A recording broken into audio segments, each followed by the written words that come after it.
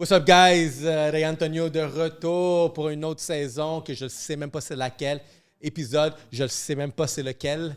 Mais tout ce que vous devez savoir, c'est qu'on est de retour. On ne reste pas, puis on fait juste grandir. Puis la prochaine invitée, c'est quelqu'un que ça fait longtemps que je lui demande. Ça fait 2 ans, c'est quand je m'en vais voir nos textos et nos DM. Ça fait 2 ans, en 2024, on a commencé la discussion et finalement, j'ai réussi à la voir.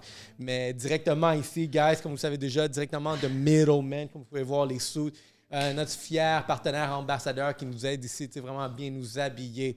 Donc, sans plus tarder, j'ai l'honneur d'avoir la reine des connes oranges, Caroline Arnoux. Allô, hey, merci. Merci beaucoup. Je suis vraiment heureuse d'être ici aujourd'hui. Pareillement. Vraiment, merci de m'accueillir. Merci. Merci à toi. Puis je sais que tu as un horaire super occupé en train de relever des défis que jusqu'à date, on dirait personne n'est... Tout le monde le dit, tout le monde le veut. Mais il n'y a personne qui vraiment s'est attaqué au problème. Comment, c'est notre emblème, là, les cônes oranges. On est reconnu pour ça, les cônes oranges. On veut les voir, là. Puis, exactement. Fait que, tu sais, je veux aller dans le parcours parce que t'as un parcours quand même super intéressant. T'as des beaux titres. T'as travaillé super fort. Puis comme je te l'avais mentionné, le fait que t'es une femme déjà en techno. Donc, tu as développé une plateforme de techno déjà dans une femme où est-ce que vous êtes très genre... vous êtes en petit nombre, mais là, en construction, encore là, tu sais, c'est vraiment... c'est une autre dynamique. Puis, tu fais des choses quand même assez intéressantes. Fait que je trouve que, tu sais, pour encourager les femmes, moi, j'adore ça. C'est vraiment des personnes qui se démarquent. C'était important de l'avoir ici, d'avoir cette conversation. Oui, mais écoute, c'est sûr que dans le domaine, pas juste la techno, mais aussi en construction, c'est rare. On n'est pas beaucoup de femmes. Donc, mais je pense qu'on a une très belle communauté. Il y a beaucoup de support. Sinon, je pense pas que la compagnie existerait encore si j'avais pas un très bel support, un bel accompagnement dans les deux industries, là, construction et technologie aussi. Ah ouais, c'est quand tu y penses, t'es vraiment allé dans deux industries. Travail d'équipe à la fin de la journée. Genre, en minorité. Félicitations pour ton 10 ans. Merci. D'avoir 10 ans de survécu. Yes, we did it. Le grind de l'entrepreneuriat, en plus comme une minorité, ça, c'est un exploit. Comment ça fait? Comment tu t'es senti quand tu as vu genre, cette date-là apparaître devant toi? Là? C'est fou parce que je me suis toujours dit, hey, dans 10 ans, on pose souvent des questions dans 5 ans, où est-ce que la compagnie va être rendue dans 10 ans? Puis je sais pas, on a un roadmap qui est très clair, qui a pris un petit peu plus de retard que prévu à cause des dernières années, tout ça. Mais là, quand je regarde 10 ans, je suis vraiment fière. Je suis fière de mon équipe. Puis, quand on monte une start-up, souvent, les questions, c'est comme est-ce qu'il y a un besoin dans le marché? Est-ce que ça va toffer? Puis je pense que là, on l'a plus que confirmé, là. On a des super beaux clients, une super belle technologie. 10 ans, ils ont passé vraiment vite. Vraiment, vraiment vite. Puis, si je regarde en arrière, là, qu'est-ce que tu aurais fait de mieux, tout ça? Je veux dire, c'est une expérience à vivre. Il faut vraiment go through it all, go through everything. Puis c'est comme ça qu'on apprend. Donc, définitivement. Puis regarde, je viens de célébrer aussi en mars 10 ans. Félicitations! Ce grind-là. Fait que je sais qu'est-ce que tu veux dire. Quand tu as commencé, genre, quand tu as décidé, puis aussi quelque chose, tu as lâché une job stable. Ouais, j'ai lâché une job que j'adorais beaucoup. J'aimais vraiment beaucoup. J'étais employée à la Ville de Montréal au service de l'eau. Et j'avais des super beaux dossiers, des beaux défis, une très belle équipe. J'ai vraiment pu travailler avec des personnes exceptionnelles qui ont vraiment à cœur, disons, les réseaux d'eau de la Ville de Montréal. Mm-hmm. Puis j'ai beaucoup de collègues encore avec qui, on se prend des nouvelles et tout ça parce que c'était vraiment très, très bien. Donc, quand j'ai quitté, c'était vraiment une grosse surprise. C'était un choc. Comment ça? Parce que moi, je me voyais vraiment passer ma carrière là, vraiment là, à la Ville de Montréal. J'ai fait une maîtrise, puis c'est ça qui a donné que... j'ai découvert le monde de la technologie, dans le fond. Donc, j'ai fait une maîtrise à l'École de technologie supérieure, à l'ETS, et c'est là que j'ai pu vraiment explorer c'est quoi une start-up. J'ai fait partie de presque tous les incubateurs à Montréal. Puis là, je me suis dit, OK, I think I have an idea qui peut aider pas juste la ville de Montréal, mais d'autres villes ailleurs aussi. Quand C'est ça. tu étais confortable, tu avais un bon salaire, des assurances, comme tu dis, des beaux projets, puis tout. Mais sentais-tu, avant de même prendre le saut, sentais-tu comme ta petite voix subconsciente, there's more to this? Écoute, oui. Oui, pendant un an.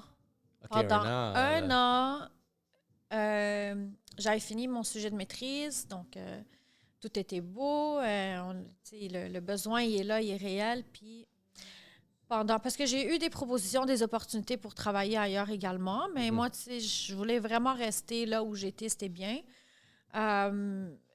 Et pendant un an, j'avais cette voix-là qui me dit lance, do something, go out there, talk about it. So, moi, j'ai toujours été l'entrepreneur qui va en parler de son idée, qui va jamais cacher l'idée par peur de se faire voler ou quoi que ce soit. Donc, moi, I got out there. Puis pendant un an, j'avais cette voix-là qui me dit fais quelque chose. Puis finalement, ce qui m'a vraiment motivée de vraiment lancer, c'est que j'ai eu 2 appels pour une ville et un autre appel pour des gros projets d'infrastructure à Montréal. Et ces 2 appels m'ont dit, Caroline, on s'en rappelle de ton projet de maîtrise.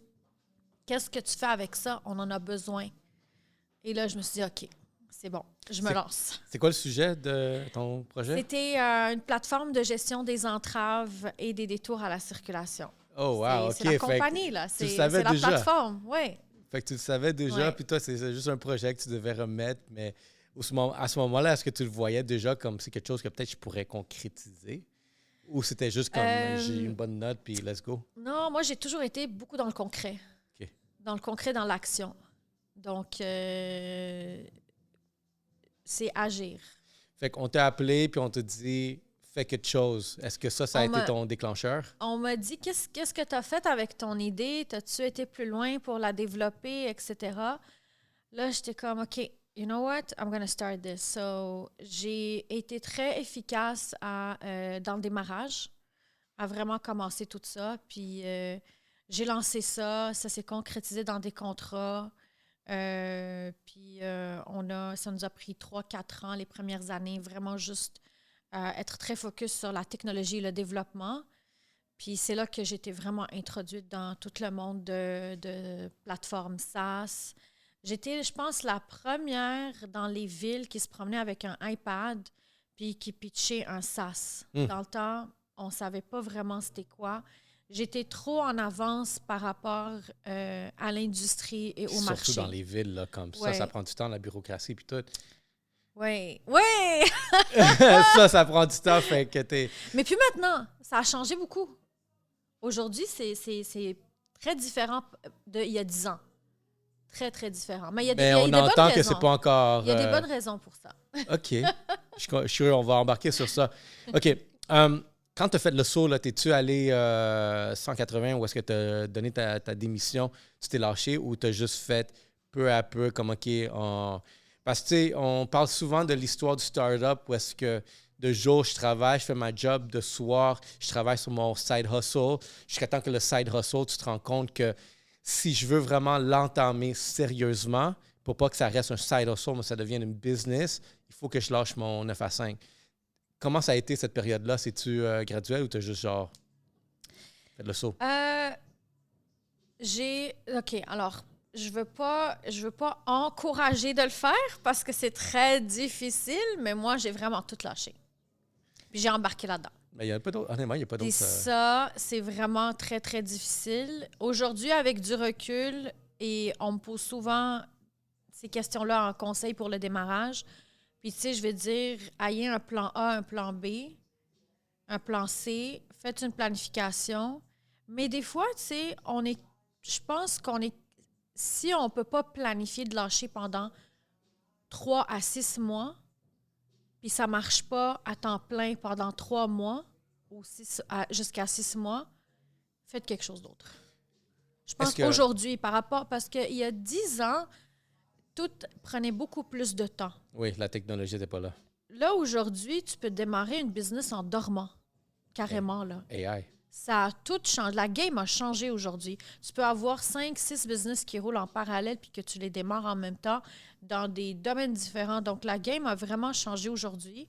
J'adore c'est comment aujourd'hui. Si j'avais ça il y a 10 ans... Je me dis la même chose.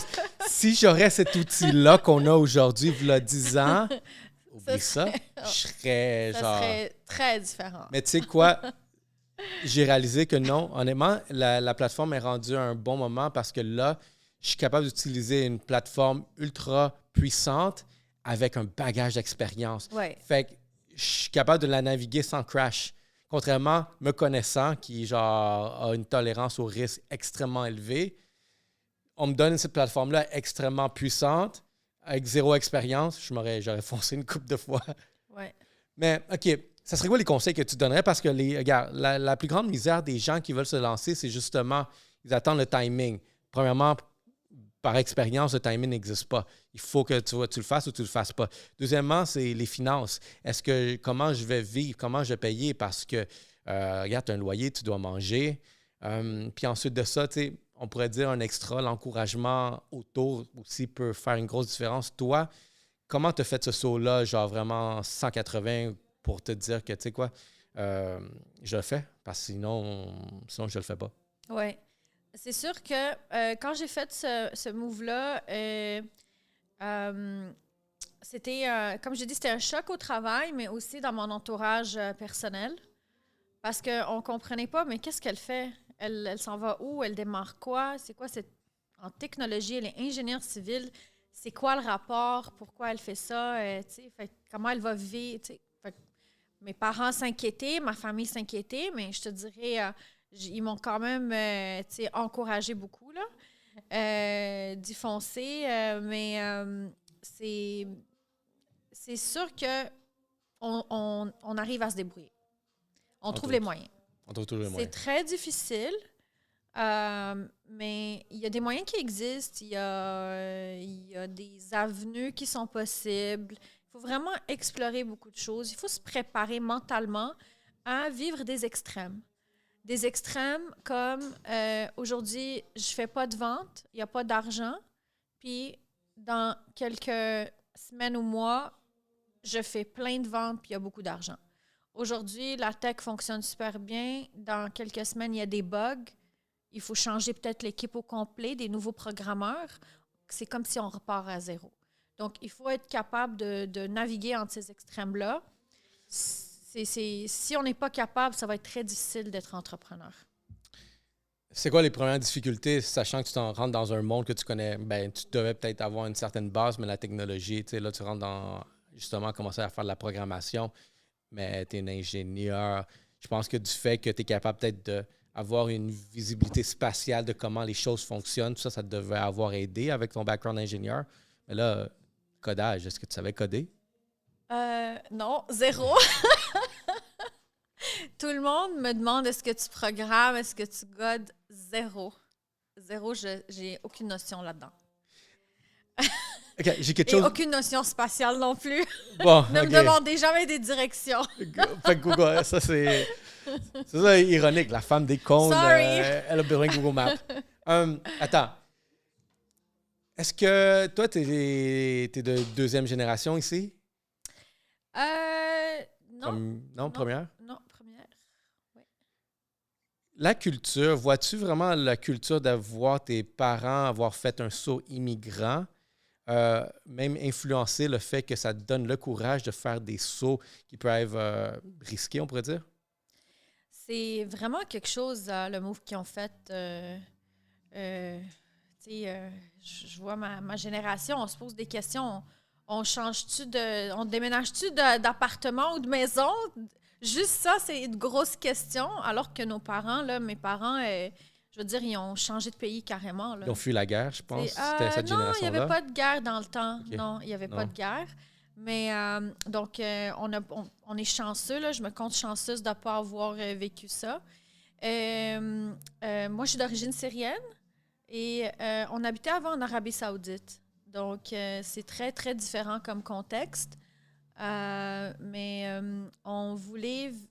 C'est ça, quand mes parents ils ont fait ce move-là, c'est vraiment parce que il voulait un meilleur avenir pour nous. OK. Je me suis posé cette question-là par moi-même. Moi, je fais partie de cette génération-là de ma mère. Je pense que je suis première génération si ma mère est immigrée. Je pense que c'est ça le contexte. Ma famille, ma mère, elle a quitté le Nicaragua, mais ça, c'est une période de guerre civile qui se passait là-bas. Puis, je me suis posé cette question-là. Comment tu fais? Comment tu quittes tes amis, ta famille, ta terre maternelle, toute? Tu sais, ta mère, pour venir t'installer dans un monde où est-ce que, premièrement, tu n'as pas l'éducation, tu n'as pas la langue, les finances. Déjà, tu es pauvre là-bas, ici, tu es encore moins. Trouver une job monoparental avec un enfant. Wow.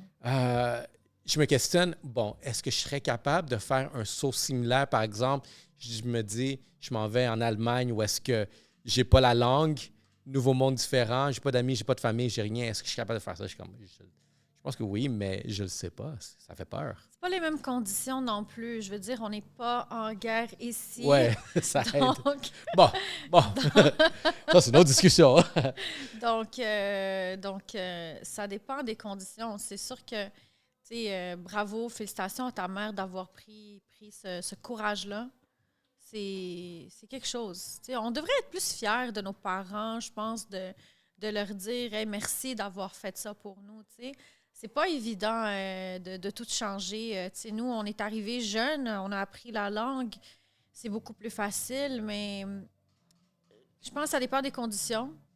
You gotta do what you have to do sometimes. Puis tu sais quoi? La fierté de nos parents, c'est de nous voir réussir ici. Parce qu'ils ont bête, pas sur eux, ils ont bête sur nous, de faire la différence. Puis je trouve ça plate des fois, tu sais, comme moi, ça me fait quelque chose quand je vois des gens, justement, qui ont ce parcours-là similaire, des migrants, mais qu'aujourd'hui, vous ne faites rien de votre vie. Tes parents, je pense pas qu'ils sont venus ici pour que tu deviennes un loser. Contrairement à nous ici, on s'attend vraiment, je pense que ça serait les attentes de nos parents, les immigrés, que nous, on devienne quelque chose, vraiment. Puis je pense que c'est le plus gros cadeau qu'on peut leur donner, voir que nous comme enfants, on leur donne vraiment l'héritage de poursuivre notre génération, mais dans la bonne direction. Où est-ce que j'ai tout lâché pour te voir grandir et maintenant, je suis fier de qui tu es devenu. Ouais, je pense pas qu'il faut se mettre autant de pression. Je pense que, tu sais, t'as des enfants? Ouais. OK.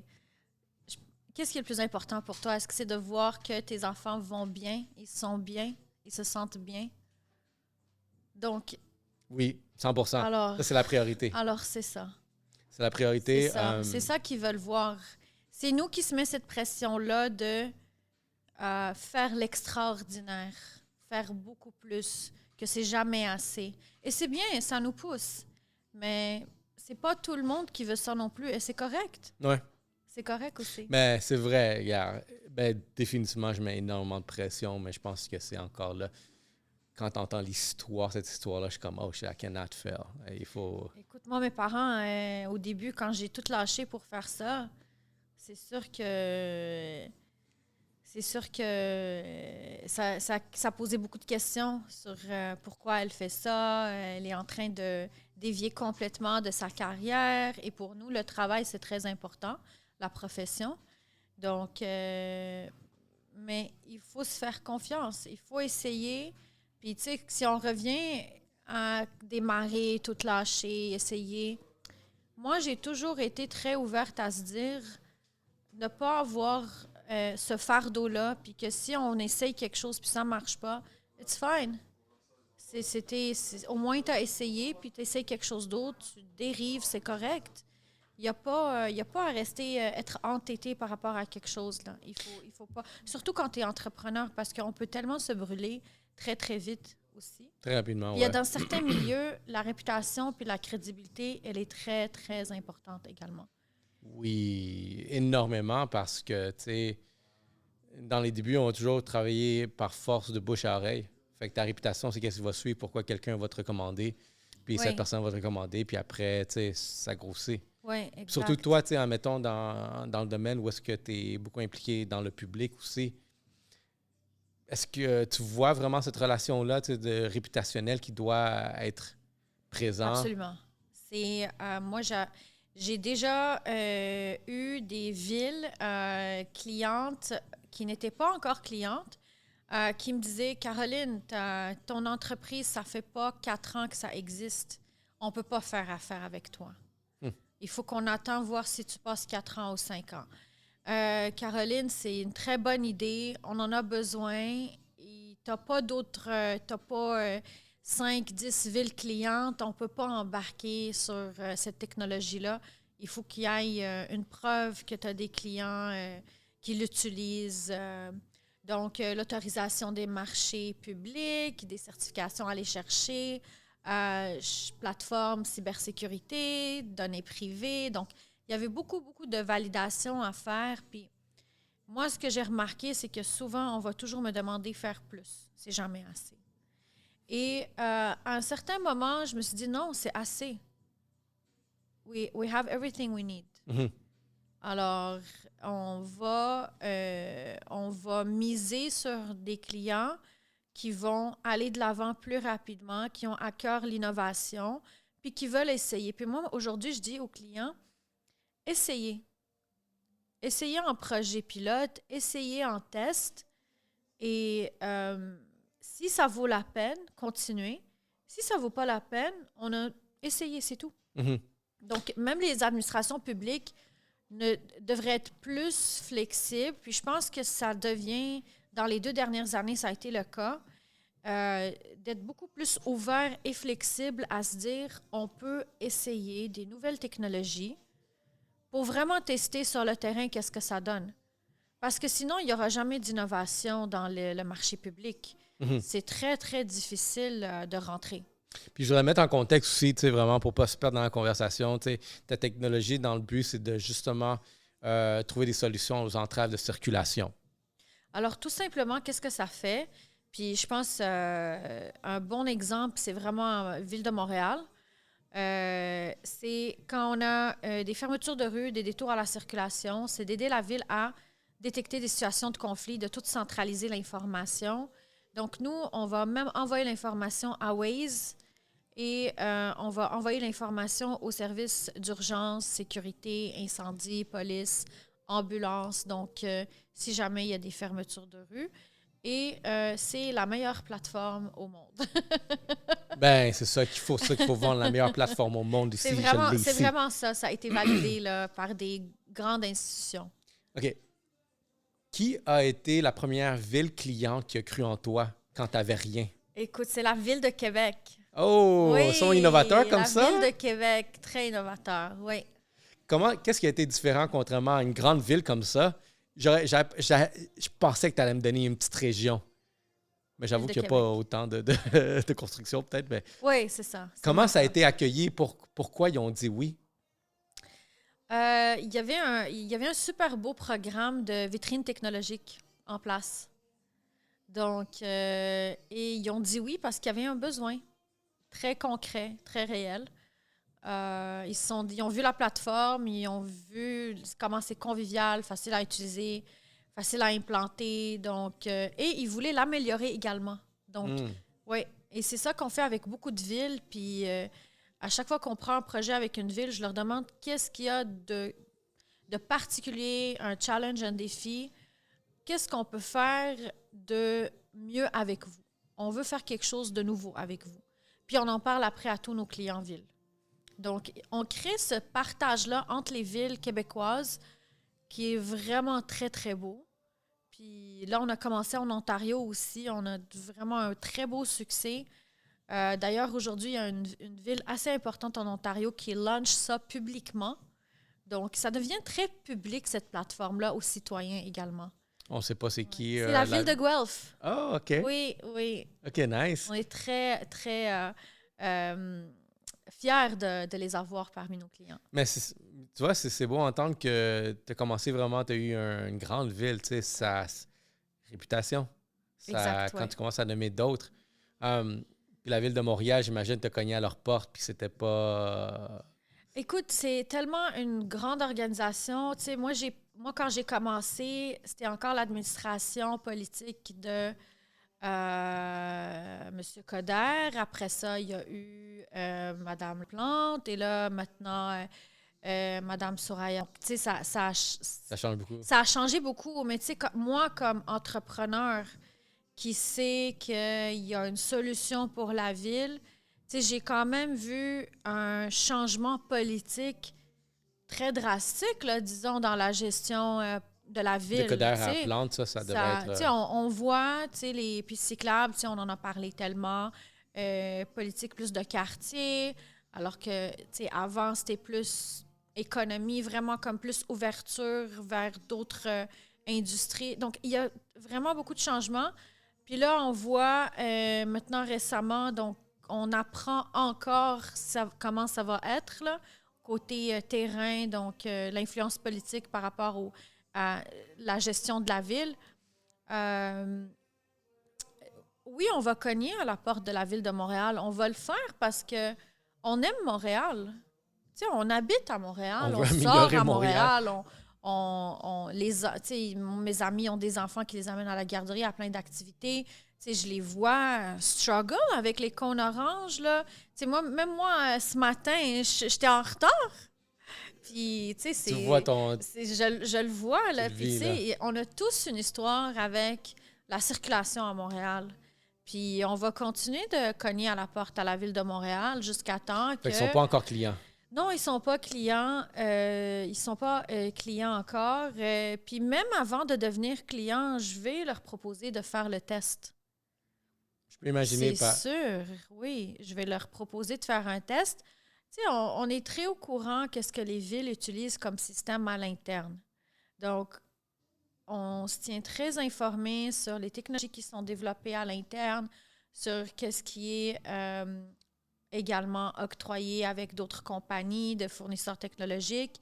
Et nous, on s'est toujours voulu être positionné comme étant une plateforme qui peut avoir une interopérabilité avec d'autres systèmes.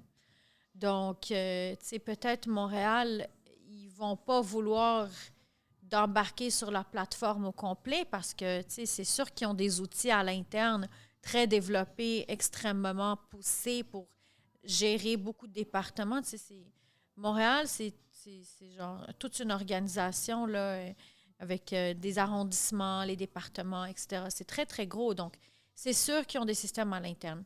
Puis tu n'as pas fait encore aucun test pilote encore? Non, on n'a jamais fait de ça? test à Montréal. On se fait beaucoup contacter par les employés à Montréal. Énormément. Donc, énormément des gens d'arrondissement, des travaux publics, de la mobilité pour voir des services de technologie de l'information. Ah ouais, puis c'est pas assez non plus pour... On se fait beaucoup contacter pour... Puis, tu sais, moi, ma proposition, c'est très simple. C'est juste utiliser la détection de conflits. C'est tout. La détection de conflit. La détection de conflit, c'est de ne pas fermer une rue puis d'en faire un chemin de détour. Donc, de ne pas amener la circulation dans un détour, dans une rue barrée. Tu sais, combien de fois ça arrive, là? Ça arrive tout le temps. Il y a plein de situations comme ça en ce moment. Intéressant. Donc, juste éviter ça, c'est déjà beaucoup. Puis si on pense aux services d'ambulance puis d'incendie, tu sais, c'est des informations super importantes à avoir. Tu as mentionné que toute cette information de ta plateforme, elle se retrouve après sur Waze. Waze étant comme la plateforme, le map qui permet d'utiliser tes données pour créer les chemins d'une destination à une autre. Oui, c'est le GPS que la majorité de monsieur, madame, tout le monde utilise. Là. On utilise tous soit Waze, soit Google Maps. Donc, nous, on est un bon partenaire Waze et on encourage toutes les villes à devenir partenaires également avec Waze. Puis c'est souvent les villes qui ont déjà leur compte Waze, donc c'est à travers ça qu'on envoie la donnée. As-tu eu des discussions avec Waze par rapport à ta plateforme? Parce que, tu sais, mettons, si on voit le monde techno, une plateforme comme ça, ils vont avoir tendance à avoir une technologie comme la tienne, puis comme, hey, je pourrais peut-être la racheter puis l'intégrer à large sur tout mon réseau. Pas encore. On n'est pas assez grand pour un gigantesque comme Waze, là. Waze appartient à Google, donc c'est vraiment des très grandes compagnies, là, mais Attends. Un jour... Il y a Waze et Google Maps. Un jour... Fait que les deux plateformes appartiennent à la même... Oui. Je savais pas ça. Ouais. Fait que dans le fond, peu importe laquelle tu utilises, mais pourquoi une? On dit qu'il y a beaucoup de monde qui utilise Waze parce qu'il va te donner des chemins plus Oui, c'est deux précis. plateformes très différentes, mais je pense que même entre ces deux plateformes-là, ils ne vont pas nécessairement partager toutes les données entre elles. Mon idée à moi, c'est qu'ils veulent garder le pool d'utilisateurs, le garder grand sur Waze, qui est beaucoup plus que Google Maps, parce que s'ils commencent à tout répliquer la même chose dans Google Maps, ils vont perdre leurs utilisateurs sur Waze. OK, je comprends. Comment vu genre le landscape de quand tu as commencé, il y avait une problématique claire, puis en ce moment, tu l'as développé, puis tout, mais puis tu dois avoir résolu tout plein de problèmes, justement, face à cette problématique, mais 10 ans plus tard, est-ce que la problématique est pareille ou il y a des nouveaux enjeux qui viennent d'apparaître à cause de peut-être les technologies, l'économie, la politique? Oui, j'adore ta question parce que dans les 2-3 dernières années, à cause de justement l'économie, nous, on a dû regarder qu'est-ce que les villes cherchent maintenant, à part de gérer des entraves, parce que comme tu as dit, dans le fond, c'est pas toutes les villes comme Montréal avec beaucoup de construction. T'sais, là, on voit Laval, il y a beaucoup de construction, là. Donc, Québec, il y en a énormément avec le tramway aussi, Laval avec les transports, tout ça, mais si on regarde, quand il y a beaucoup d'investissements qui se fait dans les infrastructures, c'est parce que l'économie ne va pas très bien, puis on le sait, l'économie en ce moment ne va pas très bien. Puis une des choses que les villes maintenant regardent beaucoup, c'est les permis, les demandes de permis.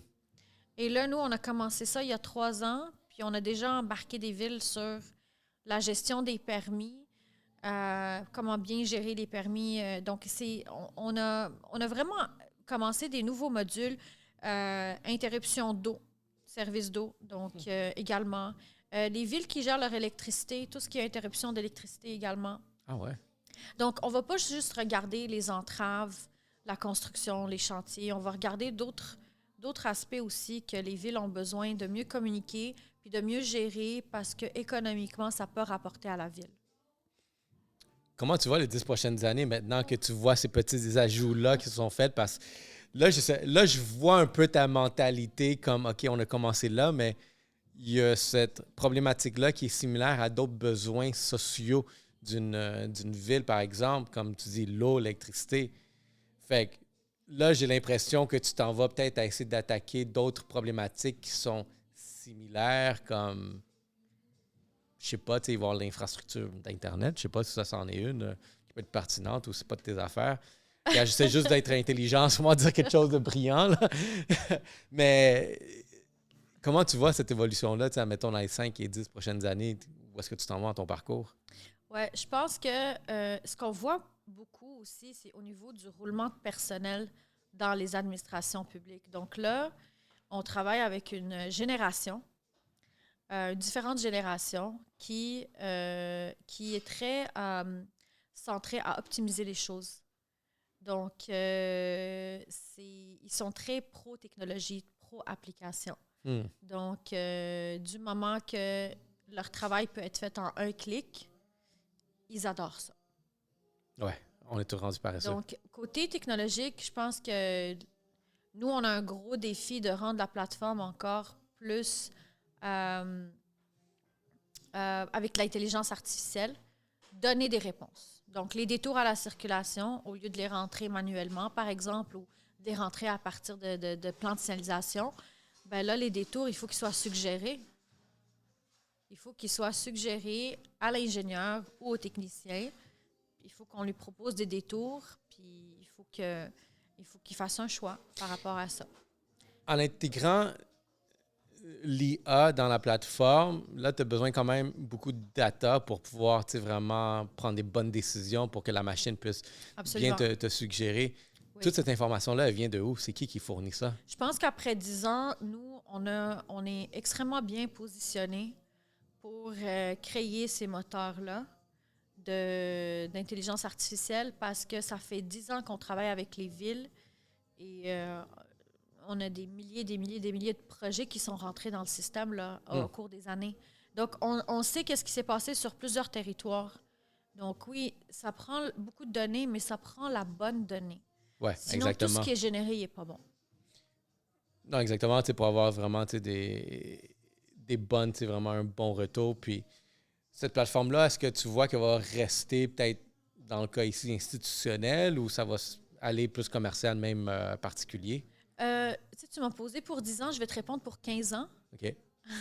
Ah ouais, si loin que ça? Parce qu'on vient de gagner un contrat de 15 ans. Ah! Donc oui, on est là pour 15 ans. Oh, nice! Bon, au moins, les employés ils viennent voir comme Yeah! IA Ouais, va pas prendre ma job. win. C'était un très gros win. On est très fiers de ça. Tu peux-tu nous parler un peu de détails sans rentrer dans les détails de ce projet-là? C'est quoi que ça va impliquer? Pourquoi Bientôt. après 15 ans? OK. Bientôt. OK, ouais. c'est bon. Je Ouais. te laisserai là. Ouais. Euh, Mais c'est officiel. C'est officiel. On est en déploiement déjà. C'est par respect à un partenaire commercial, technologique qu'on doit attendre quelques jours encore. oh! Ouais, ils vont faire l'annonce. Donc, je veux pas trop brûler le scope. Comment ça a été? Cette entente-là, c'est-tu un genre de milestone dans ton 10 ans? C'est un gros milestone. C'est-tu le plus gros? Ou... C'est le plus gros. Wow, félicitations. Merci. Ça a juste pris 10 ans l'atteindre. Oui, ça a pris 10 ans. That's it. Ça a pris 10 ans. C'est respectable. Est-ce qu'on aurait pu le faire avant? Moi, je crois au timing. Je crois qu'il y a un timing pour tout. Même si moi, je vais toujours penser qu'on est en retard, on aurait dû accomplir ça, etc. Mais je pense que là, c'est le timing, puis j'y crois à ce timing-là. C'est-tu Tesla? C'est-tu Tesla? Ah non, c'est pas Tesla. Mais ça serait-tu un client Je peux dire potentiel? non. Yeah, tu vois, j'aime ça m'essayer, voir vraiment juste la réaction. Tu dis non. Non, c'est pas Tesla. OK, c'est bon. je le laisse là. Ni Uber. C'est pour ça J'aimerais ça Uber, par contre. Ben, ça J'aimerais pourrait- beaucoup Uber, oui. Tu connais-tu leurs problématiques à eux? Ben, je la vois. Moi, je prends souvent des Uber là, pour me déplacer à Montréal. Puis je vois beaucoup de situations qu'ils n'ont pas de données. Et c'est barré. Ah On ouais? se retrouve dans même eux, il y en a qui ont 3-4 cellulaires ouverts. Waze, Google Maps, Uber. Ah ouais? Ouais, Je puis, prends pas d'Uber, fait que ouais. j'aurais aucune connaissance de comment ils fonctionnent. puis, Uber, c'est sur tout ce qui est dispatch de marchandises. Ça serait un bon milestone aussi pour nous à avoir dans les prochaines années. Amazon, Donc, yes. Telcom. Yes. Hmm. Yes. On dirait que je me... On est là, appelez-nous. Vous savez, ça a commencé ici. On les a nommés en premier au podcast. Merci beaucoup. Je prendrai 1% de commission. Yes. OK. Bon, allons sur d'autres sujets qui pourraient être intéressants. Tu es une militaire. Ouf. De où tu sors avec ton background militaire? De l'armée canadienne? Oui, les forces de l'armée canadienne. Alors, encore une fois, question de circonstances, puis de réputation, puis c'est vraiment un honneur pour moi d'avoir... c'est un titre honoraire. Donc, je suis pas... j'irai pas à la guerre, là. Ils vont pas m'appeler s'il y a une situation, là. C'est clair. Mais, donc, mon titre, c'est lieutenant-colonel honoraire de la 4e compagnie. Donc, c'est un titre honoraire. C'est vraiment... je ne sais pas si vous avez vu passer, mais cette année, il y a eu le plus haut taux de recrutement des forces de l'armée canadienne. Oui, ça, je l'ai vu. Depuis les 30 dernières années, je pense, si je ne me trompe pas. Et c'est vraiment pour donner, faire rayonner qu'est-ce qu'on fait dans les forces de l'armée canadienne. Je pense qu'on a une super belle réputation dans le monde. Par rapport aux forces de l'armée canadienne. Et c'est de faire rayonner, de faire connaître un peu plus le potentiel, les possibilités de rejoindre l'armée, autant en étant local ici, réserviste, que dans les forces régulières. Mhm. Et pour moi, ça a été une circonstance. On m'a... le prédécesseur qui était dans ce titre-là m'en a parlé. Et quand j'ai découvert ça, j'ai vraiment adoré. Et par la suite, c'était vraiment de soumettre ma candidature parmi d'autres. Et donc, ça a pris un processus d'1 an avant la validation du titre. Donc, voilà. C'est quoi les rôles et responsabilités de ce titre-là? Donc, c'est vraiment, moi, je le vois plus, tu sais, ça dépend de chaque régiment ou chaque compagnie, qu'est-ce qu'ils ont besoin réellement. Donc, il y en a beaucoup dans l'armée. Mais dans mon cas à moi, c'est vraiment le côté plus, je dirais, ressources humaines ou sociales ou professionnelles au niveau carrière. Donc, ceux qui sont dans l'armée, qui s'intéressent au domaine de la technologie, de la cybersécurité, de la géomatique, de explorer davantage ces professions-là, mais aussi d'un autre côté public, de faire rayonner les forces de l'armée canadienne, puis encourager dans le recrutement, je dirais. Mm-hmm. Donc, c'est vraiment ça, plus mon rôle à ce niveau-là. J'ai la chance d'être invitée à beaucoup d'activités. Donc, il y a quelques semaines, j'étais sur un chantier à Saint-Jean-sur-Richelieu. J'étais à Ottawa il y a 2 semaines à peu près pour un autre événement, pour rencontrer d'autres lieutenants-colonels également partout au Canada qui sont venus se réunir à Ottawa. C'est vraiment un honneur pour moi d'en faire partie. Puis je leur dis tout le temps, dites-moi comment je peux m'impliquer davantage puis faire mieux et plus. Ben, c'est bon. Puis encore là, je pense que quand j'ai vu cette nouvelle-là, tu l'avais annoncé, je trouvais ça super bien, ça paraît bien, tu es une inspiration. Puis de ton côté féminin aussi, ça ouvre les portes parce qu'on ne s'attend pas vraiment, surtout que, comme tu l'as mentionné, les forces canadiennes ils ont une réputation au niveau militaire mondialement, mais aussi ici à l'interne, on dirait que c'est pas la même chose. On dirait que c'est pas aussi convoité que comme les Américains. Par exemple, c'est une culture, les militaires aux États-Unis. Ils ont vraiment, les États-Unis, dans leur culture, ils ont transformé ça de façon patriotique. Où est-ce que tu t'inscris pas juste pour toi-même, tu t'inscris pour tous les gens qui sont ici, pour défendre notre terre. Vraiment, il y a un message clair derrière ça. Ici, on dirait que c'est pas la même chose. Soit peut-être qu'ils investissent pas assez en marketing pour créer ce sentiment-là d'appartenance, mais du fait que il y a eu le plus haut taux d'inscription dernièrement, puis ça, je pense que c'est grâce à Donald Trump. L'effet de protectionnisme américain fait en sorte que le Canadien doit retrouver son identité. Puis je pense que faire partie de l'ordre des forces canadiennes est vraiment ce sens patriotique canadien qu'on peut retrouver. C'est une bonne chose. Ça pourrait être intéressant. Moi, je pense que ça serait bien de justement de en faire plus un message plus grand à où est-ce qu'on est. Parce que, tu sais, admettons, si on prend l'angle américain, t'inscrire au militaire, c'est pas juste aller à la guerre, mais c'est des opportunités de carrière professionnelle qui suivent. Oui. Puis, tu sais, je te rejoins sur un point. Dans le fond, ceux que j'ai rencontrés qui ont fait le collège militaire, c'est de père en fils, fille, famille. Là. C'est une question de génération. Là. C'est une question de génération. Puis, je te rejoins sur le point que ça prend encore plus de marketing, absolument. Pour faire connaître les possibilités, le potentiel, parce qu'il y a tout un côté dans l'armée qui est technologie, qui touche à la technologie, à la cybersécurité, à la géomatique. Et ça, c'est important. Ça, c'est souvent, on ne le pense pas que c'est possible, puis ça vient recruter ou chercher des profils pour ça, qui sont passionnés dans ces domaines-là, qui sont très bons dans ces domaines-là. Bien, justement, les enjeux maintenant nationaux, on pourrait dire, sont en train de vraiment se développer au niveau Internet. La prochaine guerre, que je pense qu'elle va être d'une certaine façon inévitable parce qu'il va toujours avoir un conflit quelque part, mais ça va beaucoup jouer vraiment sur les infrastructures connectées sur l'Internet. Oui. Et là, il faut maintenant des personnes qui ne vont pas être forts physiquement, mais forts mentalement à reconnaître les défauts de la cybersécurité. Tu as mentionné géomatique. Oui. Pour mon propre développement personnel, qu'est-ce que la géomatique? Oh, wow! Écoute, la géomatique, c'est un domaine que j'adore. C'est carrément un diplôme universitaire. Ah ouais? Oui, Ça qui fait est quoi? vraiment pas connu. Puis la communauté en géomatique au Québec, c'est vraiment une très petite communauté.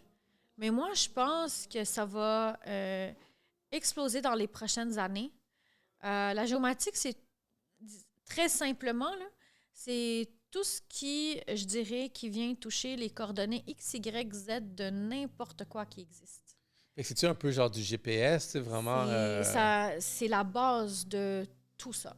OK. C'est à la base de vraiment tout ça. Puis moi, j'aimerais saluer toute cette belle communauté-là en géomatique qui font énormément de travail, qui essayent vraiment de accompagner beaucoup tous les départements en technologie de l'information. Donc, c'est vraiment une très belle communauté ici au Québec. Puis, il y a beaucoup, beaucoup d'avenues. Puis, je pense que également, pareil, le marketing, ça peut recruter davantage de gens qui s'intéresseraient à ce domaine-là. Parce qu'on en a besoin, là.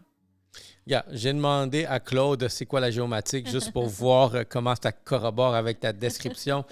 La géomatique est une discipline scientifique et technique qui regroupe l'ensemble des méthodes et outils permettant de collecter, traiter, analyser, interpréter et diffuser des données géographiques. OK. La géodésie, mesure, représentation de la Terre, cartographie, création de cartes, télédétection, acquisition de données par satellite ou drone. Ça pourrait être intéressant. Ça a l'air fun. Je pourrais appliquer là. Si jamais entrepreneuriat ne fonctionne pas. Système d'information géographique.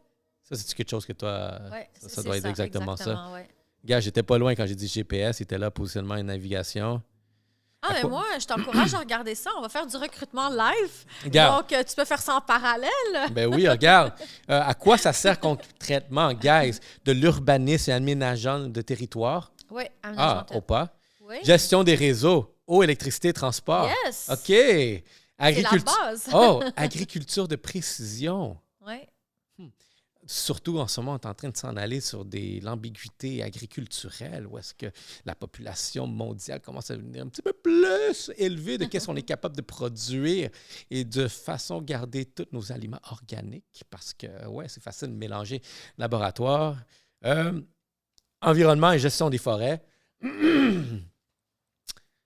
Ça me fait penser, j'ai reçu, parce que là, on parlait militaire, mais j'ai reçu l'année dernière, ou il y a 2 ans, un pompier de feu de forêt.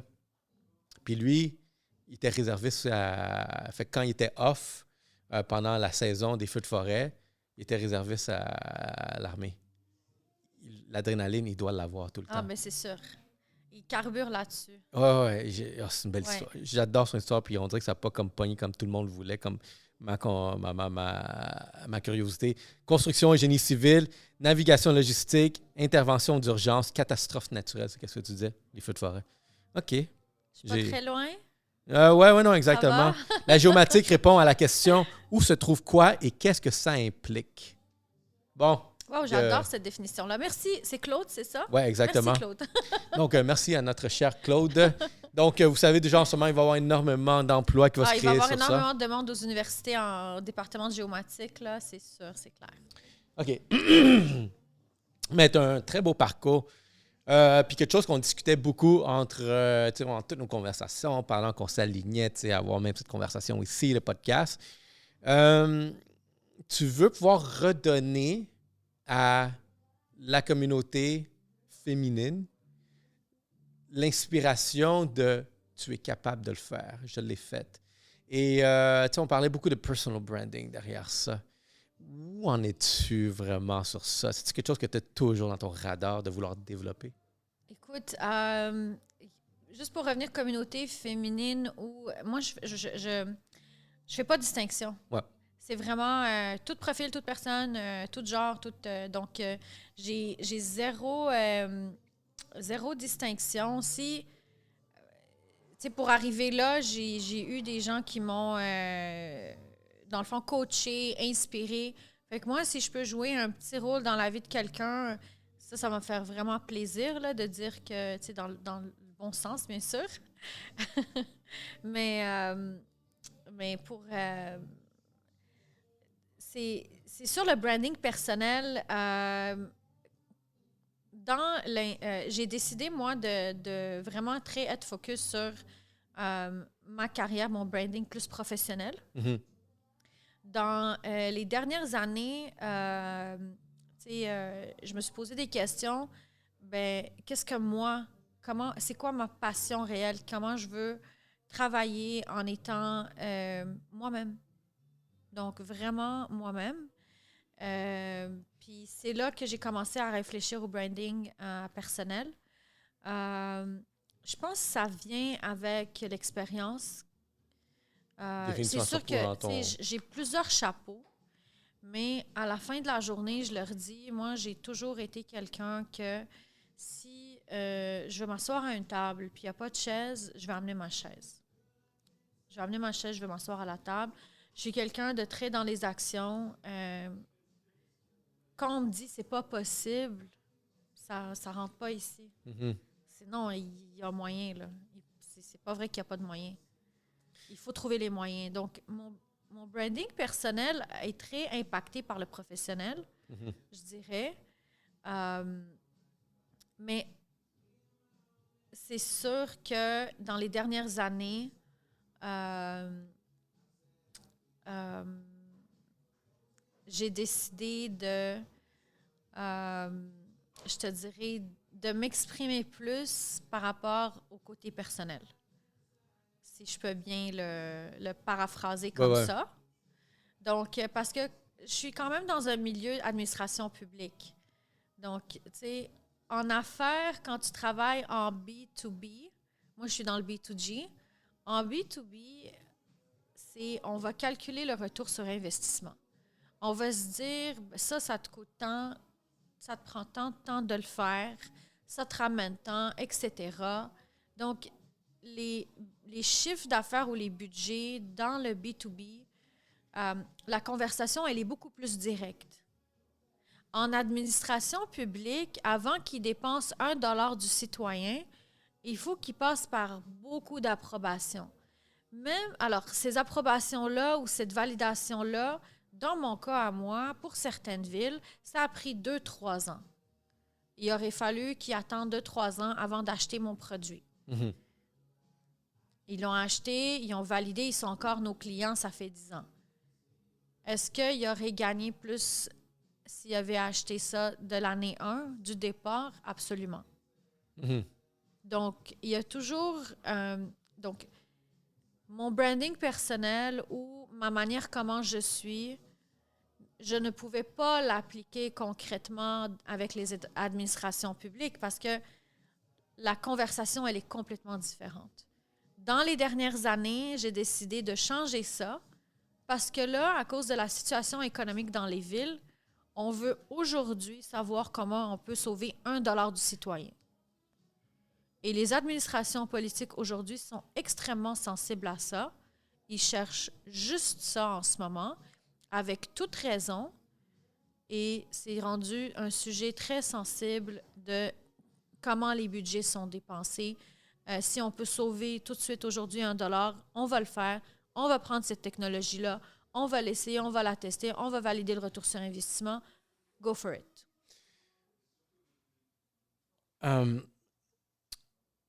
Je suis d'accord, puis je suis d'accord avec ce que tu dis, puis je pense que tu le verbalises très bien, mais la population, elle a comme un essoufflement en ce moment où est-ce qu'elle voit les budgets mal gérés. Par exemple, dernièrement, j'ai vu dans les nouvelles, il y a une compagnie, Letter Tech. Je ne sais pas si tu as pris connaissance de cette entreprise-là. C'est une compagnie qui travaille beaucoup sur l'automobile autonome. OK. Puis, en ce moment, en Californie, on peut déjà le voir. Là. En Asie, Japon, Chine, puis tout, on dirait que c'est déjà présent depuis plusieurs années. San Francisco, ils utilisent... j'oublie c'est quoi l'entreprise. Mais en tout cas, il y avait une plateforme qui était en train de se bâtir ici. Des investissements Investissement Québec, je pense de la Caisse. En tout cas, énormément d'argent public qui ont été mis là. Fait 145 millions disparus. Puis ils viennent toujours de liquider. Puis je vois ça comme... sais, encore là, une autre... puis ça, c'est un parmi tous les autres qu'on connaît très bien. Je ne voudrais même pas les nommer. Est-ce que tu vois des cas comme ça mettre un peu de réticence à toi ayant une plateforme, déjà qui a montré ses preuves, mais maintenant, à cause de la friction, tu sais, puis justement cette situation-là, que les gens ont, les administrations, là, genre, je sais pas si les administrations, on dirait, ont plus de pression, ou est-ce que là, il faut que je mette l'argent mieux placé parce que ça va très mal. C'est ma tête politique. Oui. Écoute, ma réponse quand... puis ça, je le dis aux clients aussi, là. Ça ne coûte pas 1 million, la plateforme. Donc, Une chance. ni 55 millions. Donc, je pense pour des villes comme Montréal ou comme Laval ou comme d'autres villes qui ont énormément de développement immobilier, de projets avec le ministère des Transports, ça ne coûtera pas 1 million. Bon, tant mieux. Au moins, regarde. Puis je crois en toi. Je crois en toi, tu es constante dans ce que tu fais, puis juste voir la progression. Je pense que tu es en bonne direction. En tout cas, la problématique, elle est là. Qu'est-ce que tu penses qui manque vraiment? Faut-tu vraiment avoir la bonne personne à prendre la décision que, OK, il faut qu'on fasse rentrer une plateforme comme ça? Faut-tu peut-être diminuer la bureaucratie? Faut-tu peut-être un plus gros problème de où est-ce que quelque chose de grave arrive justement pour prendre la décision que, OK, il faut qu'on la fasse, la décision dure, parce que la situation grave qui pourrait se passer à l'extrême, malheureusement, c'est où est-ce qu'il faudrait que ça impacte la vie de quelqu'un. Écoute, j'ai vu une situation comme ça, un accident de camion en Ontario. En Ontario, parce que les données n'étaient pas centralisées, il n'y avait pas de gestion de conflit. Nous, on gère également tout ce qui est réseau camionnage. Donc, c'est des données qu'on prend en considération quand il y a des restrictions de voies de circulation, puis etc. Donc, il y a eu un accident qui a conduit mortel. Et c'est ça qui a déclenché l'urgence un peu là-bas pour rechercher des solutions. Puis on a été, dans le fond, choisi malheureusement, tu sais, pour un projet en Ontario. Je veux dire, on ne veut pas arriver là. Je pense que la situation en ce moment est assez compliquée, là, disons. Il ne faut pas attendre ça. Il ne faut pas attendre qu'il y ait quelque chose qui se passe. Ouais. Malheureusement, tu sais, vraiment les... Qu'est-ce que ça prend pour que ça bouge plus rapidement? Tu sais, ça revient un peu, je crois, au timing. Là. Je pense que... je sais pas, c'est souvent aussi, tu sais, SAD qui répare les nids de poules, là. Ouais. Ça a fait bouger les choses. Tu sais, est-ce que... c'est à la fin, c'est les citoyens, les citoyennes, citoyens qui sont pénalisés. Exactement. Donc, est-ce qu'on... je me dis, tu parlais de branding personnel et tout ça, dans le fond, c'est tout ça, c'est pour créer de l'influence à la fin de la journée. Pour pouvoir faire bouger les choses. Pour être influenceur dans un certain domaine et tout ça, parce que puis aussi être authentique là, dans qu'est-ce qu'on fait, là. Donc, moi, quand j'ai commencé la business, c'était pour solutionner un problème. C'était pas pour faire de l'argent, c'était pas pour innover, c'était très de manière, moi je le dis, j'ai commencé en business naïvement. Mm-hmm. J'avais une idée, il y avait un besoin, j'ai décidé d'aller de l'avant, puis ça a marché. C'était très naïf. Après ça, là, c'était, il faut gérer une compagnie, un cash des flow, employés, un budget, un recrutement. Il faut faire du marketing, il faut aller dans les congrès, il faut faire des pitchs, il faut faire un... Donc, moi, je pense qu'il ne faut pas attendre. Il ne faut pas attendre qu'il y ait une catastrophe. Il ne faut pas attendre. Il faut être plus...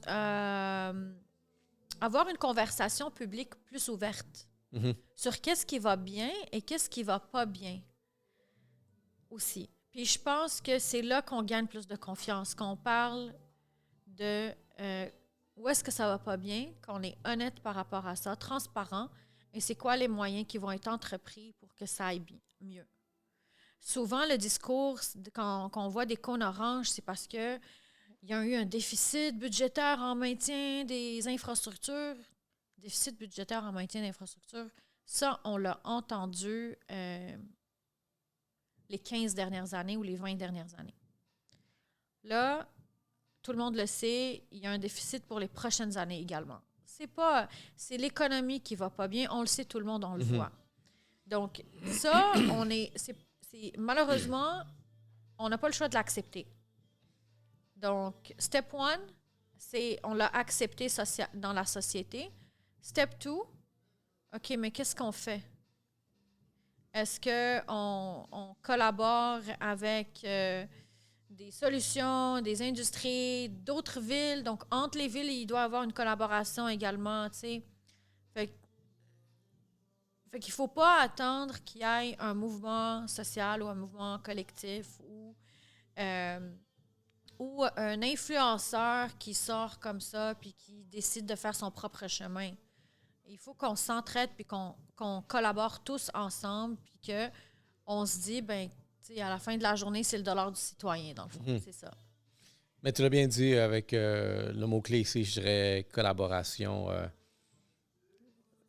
Tout est compartimenté. Ouais. Quelque chose comme ça. Par silo, on va dire. OK.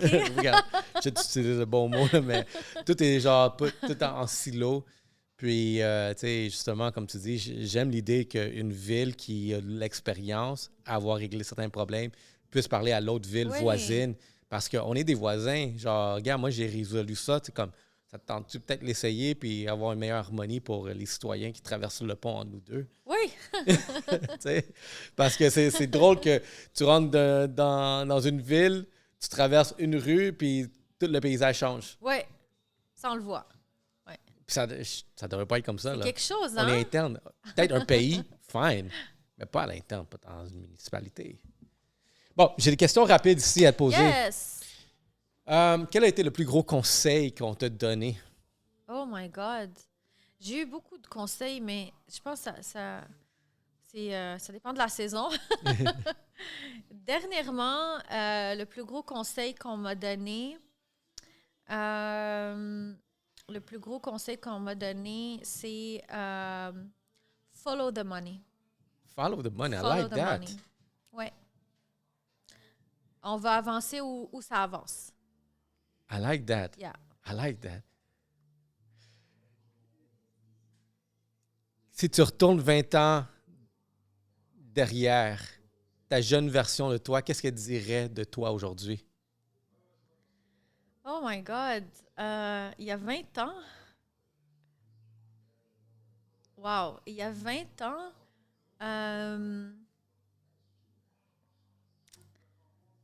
je pense... wow! C'est quelle question?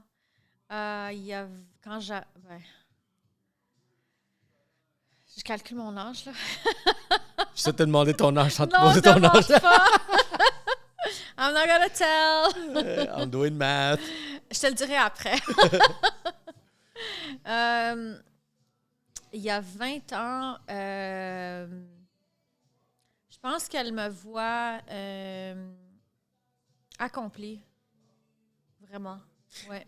Est-ce que s'attendait de ce résultat-là ou c'est comme « Oh, wow! »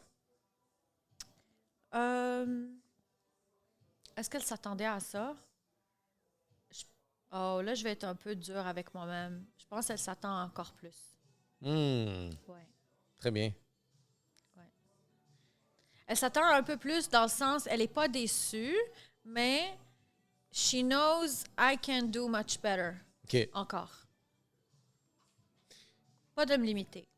Et toi, aujourd'hui, en tant que femme leader dans un domaine, justement, que tu es minoritaire, technologie et construction, quel conseil voudrais-tu donner à d'autres personnes qui ont peut-être un profil similaire à toi? Entourez-vous, parlez-en du bien comme du mal. Puis restez pas trop proche de l'arbre à essayer de de figure out everything par vous-même. Là. Donc, prenez du recul. Moi, quelque chose que je faisais pas, c'est que je me permettais pas de prendre congé ou d'aller en vacances pour relaxer. Les 4-5 premières années, je le faisais pas. Après ça, je le fais. J'ai commencé à le faire aux 3-4 mois. Là. Ouais, je peux le voir dans tes stories. C'est private, une chance. Une chance que mes stories sont private. Parce que, quelle réputation, sinon! Exactement, go follow. Ça, c'est le côté perso, hein? Exactement, c'est ça? ouais. Finalement, c'est qui la personne qui t'a inspiré, influencé le plus dans ta vie professionnelle, personnelle? Oh my God! Au Québec, professionnellement, la main haute levée pour Louis Tétu. Oui. De Coveo. OK. Je pense que, peut-être dans le milieu tech, il est connu, mais c'est un des succès québécois, à mes yeux, le plus incroyable. Donc, vraiment. Sinon, tu sais, encore une fois, ça va à la saison, hein? Ça va à la saison. Donc, ça va à la saison. Qu'est-ce que je vais atteindre cette année? J'ai toujours des objectifs. Donc, en fonction de mes objectifs personnels, je cible carrément mes inspirations. OK. And I look up to that. Et en ce moment, tu es en quelle saison Netflix? En ce moment... j'ai pas Netflix, alors... Je regarde d'autres plateformes. Mais c'est quelque chose que je garde personnel. Okay. C'est très personnel. Okay. Ouais. Mais comme je t'ai dit, côté professionnel, c'est vraiment en tech, là. Puis c'est Louis Tétu. Oui, c'est ça. Je vais devoir l'inviter d'abord. Marie-Pierre Caro, merci. Merci de partager cette page de ton histoire professionnelle, un peu de personnel, de voir ce que tu es en train d'accomplir. Et moi, je pense que tu as le vent dans les voiles. Ce que tu veux résoudre, c'est un problème, non seulement à Montréal, mais je pense que toutes les villes d'Amérique du Nord. Donc, je pense pas que c'est l'emploi qui va manquer de ton bord. Là, c'est juste parler aux bonnes personnes. Trouver les audacieux, innovateurs qui vont dire « oui, je le veux ». Merci beaucoup. Vraiment, Ray, c'est vraiment un énorme plaisir. C'était vraiment le fun. J'ai vraiment adoré ça. Moi aussi, j'ai adoré ça. Merci. Thank you. Mais merci beaucoup. Yay! À bientôt, We did it! Il y a aussi le podcast. Let's go. Yay!